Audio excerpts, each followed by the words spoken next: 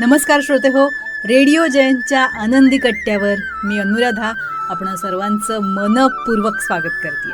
श्रोते हो, कधी कधी असं होतं ना की एखादा प्रसंग आपल्यासोबत घडत असतो आणि त्या प्रसंगातून आपण काढलेला अर्थ आणि समोरच्याने काढलेला अर्थ हा वेगवेगळा असतो. प्रसंग एकच पण दोघांचे अर्थ मात्र वेगळे असतात.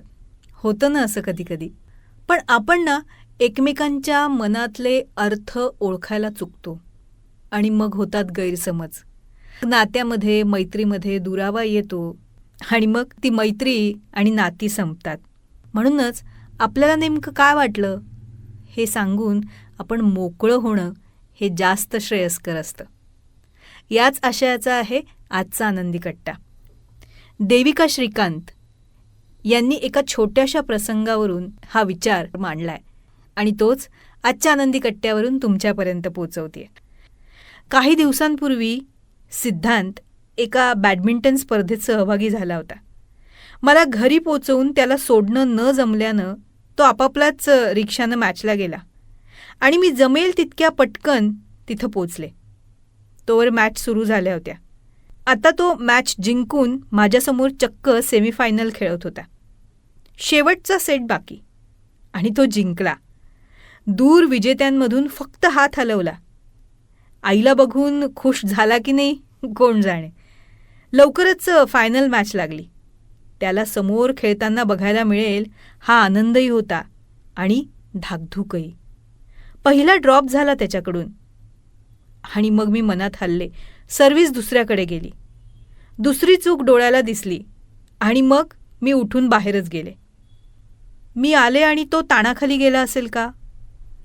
मी करतेच जरा कडकपणा. मी अनलक आणलं बहुधा. का जिंकला असेल तो असा विचार करत मी बाहेर उभी राहिले. तो शेवटी टाय होण्या इतका उत्तम खेळला पण नंतर एका गोल्डन पॉईंटवर हारला. साहजिकच खूप खट्टू झाला. माझ्या मनात गिल्ट. मी म्हटलं नकोच होतं रे मी आत यायला. मी ना अनलक आणलं बहुतेक. त्यावर तो उसळून म्हणाला, काय बोलतेस आई? तू आली आणि मी सेमीजमध्ये अग्रेसिव्ह होत शेवटचा सेट ओढून काढला होता. का गेलीस तू बाहेर? माझं लक घेऊन गेलीस.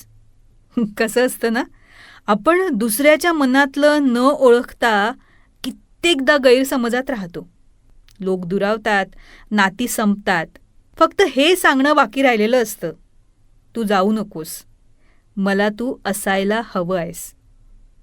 कारण शेवटी मनातलं बोलणं आणि बोलतानाचे शब्द हे फार महत्त्वाचे असतात. हो ना?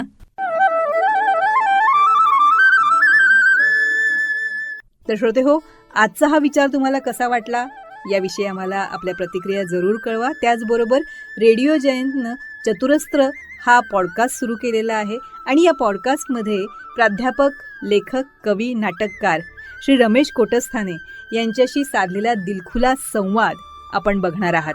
या संवादाचे दोन्ही भाग आपण आपल्या चॅनलवर अपलोड केलेले आहेत, तेव्हा हे दोन्ही भाग जरूर बघा. ते तुम्हाला कसे वाटले याविषयीच्या प्रतिक्रिया नक्कीच आमच्या कमेंट बॉक्समध्ये लिहा.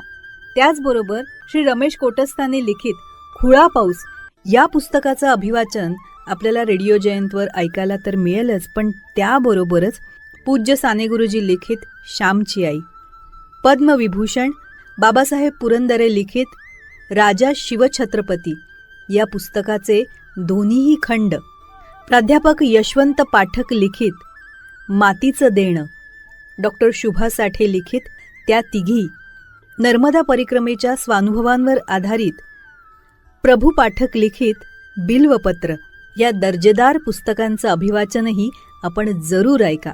आणि ते आपल्याला कसं वाटलं याविषयीच्या आपल्या प्रतिक्रिया आमच्या कमेंट बॉक्समध्ये नक्की लिहा. आणि हो, रेडिओ जयंत हे यूट्यूब चॅनल लाईक करा, शेअर करा आणि सबस्क्राईब करा. याचं सबस्क्रिप्शन फ्री आहे.